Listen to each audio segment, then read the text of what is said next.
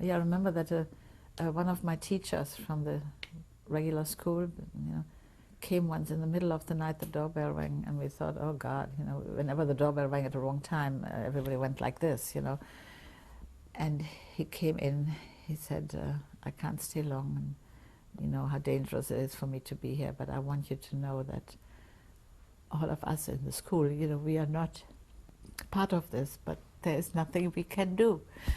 And I think that was the general feeling, that people, they were unable to go against the tide. It was happening, and anybody who spoke up and put their own family in the same danger, and I think there are very few heroes in this world that say, well, to hell with that, I'm going to help these people.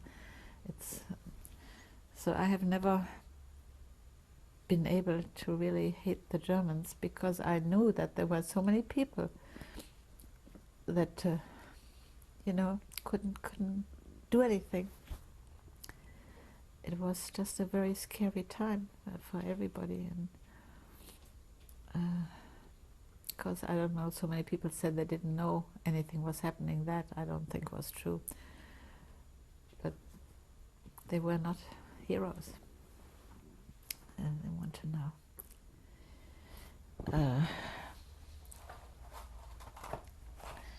Anyway, where were we? Tell me about Kristallnacht. Well, my father and mother had been to an evening of bridge. They played card at the lodge, the Jewish lodge. They would go there for a, I don't know, weekly card game. I don't know how often it took place. And they came home, and because there had been rumors that things were happening, and they didn't know what was going on.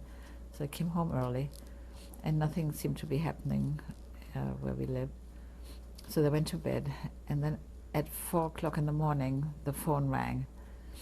My father takes it, and the voice says, Dr. Goldberg, better leave your house. In 1 hour, not one stone will be on another. This is translation of the German. In einer Stunde wird kein Stein mehr auf dem anderen stehen.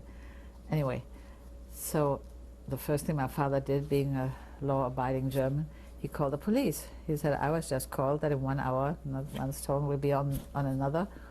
Come and do something. So they did something. They sent an SR, guy, came, some people, and they took him to prison. Picked him up, like your pajamas or whatever you packed, and took him away. And so we knew that this wasn't a good situation, and I don't know whether he told my mother or what happened then, but we apparently called our next door neighbors who were not Jewish and asked could we come to their house, because we felt that something was going to happen in our house. And they said okay, and we went over there, and then they came. I don't know whether it was early morning or when it was during the day, I don't know. And they came, and they went and destroyed the house.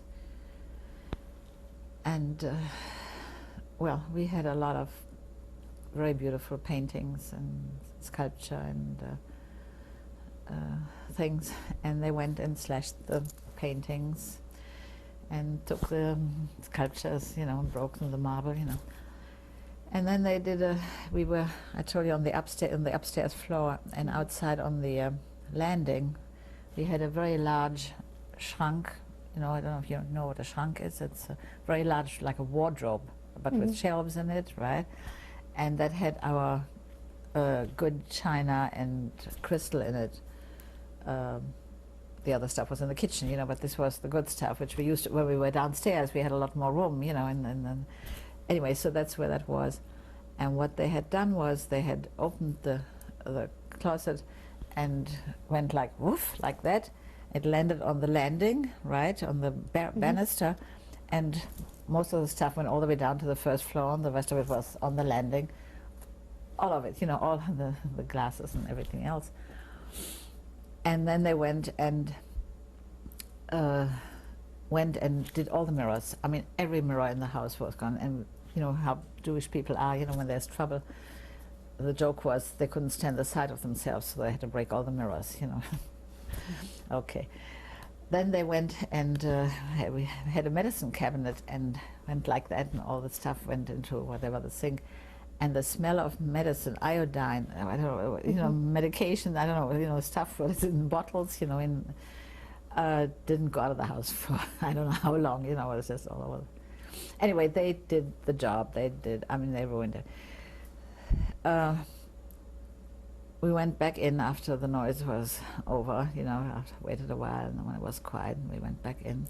And my mother said, we got to get going and get everything into some kind of shape before your father comes back from, you know, from prison.